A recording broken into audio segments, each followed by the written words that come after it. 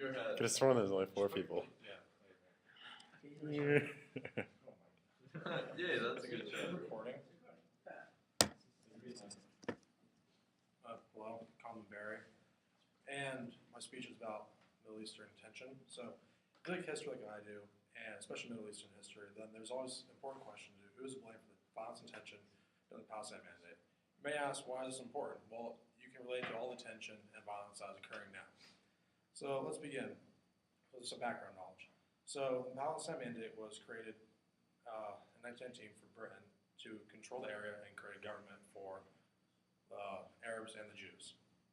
And now to get into why it was Britain's fault, first let's take a look at some of the problems that started it. During World War I, Britain promised the Arabs an independence that they helped build an empire. This was done through the same McMahon correspondent. And yes, the Arabs did beat the Ottoman Empire and won. So they think, awesome, Arabs get their independence. But no, at the same time, Britain decided to flip-flop and promise the Jews a national homeland through the Balfour Declaration, which causes tension because they just broke 2 promises and now have to complete both of those. So, another reason why violence tension was due to cycles. There were 3 cycles during the Palestine Mandate.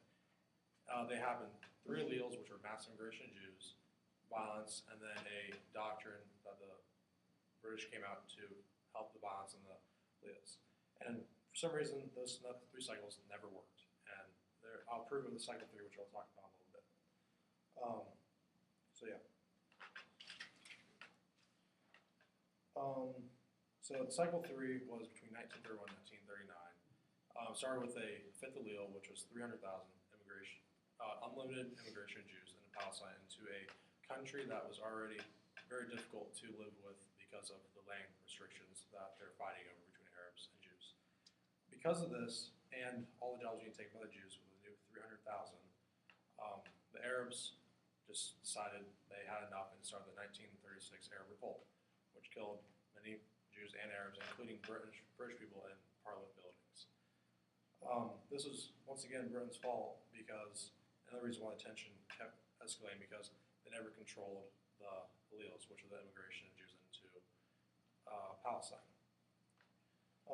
That led to the 1936 Arab Revolt, which may hurt, and to fix that, they decided to come out with the 1936 Peel Commission, which would limit the alleles and the immigration of Jews into Palestine. Great, that helps Arabs. But once again, because Britain decided to flip-flop their ideas again, they came out with the 1939 White Papers, or better known as 1939 Black Papers for the Arabs, because they let unlimited immigration back into Palestine just before World War II started. This shows that Britain once again flip-flopped, and it was not the first time, and they never kept the promise to what they were going to do throughout the 30s. So you may ask, what about the Arabs and the Jews? Why isn't it their fault? Well, there was a little bit of their fault in there. Yes, the Arabs and Jews could have worked hard at becoming peace, like having peaceful negotiations, but they didn't. Also, the Jews could have not kicked them out of their land. I mean, they were there for thousands of years before.